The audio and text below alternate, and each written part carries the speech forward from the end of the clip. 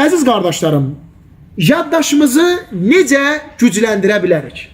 Nələrə əməl etməliyik ki, yaddaşımız qüvvəli olsun? Şair deyir ki, وَمَا سُمِّيَ الْاِنْسَانُ إِلَّا لِنِسِهِ İnsan ona göre insan adlanır ki, unutmağına göre. İnsan sözü nisyan sözündendir. Unutmağına göre.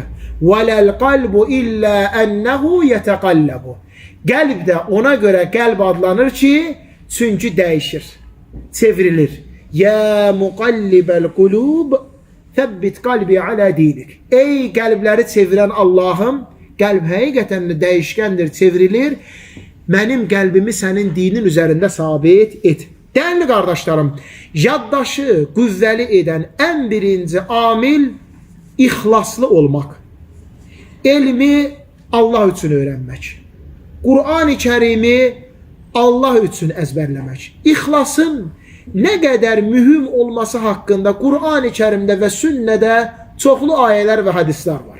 Hamımız bunları əzbər bilirik. Ələ lillahi dinul xalis. Doğru ibadət Allah üçün olan ibadətdir. Allah üçün olunandır doğru əməl, xalis əməl.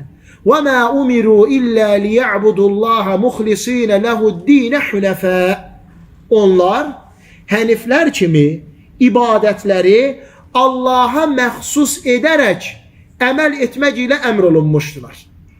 Çoxdur ixlas haqqında ayələr, hədislər.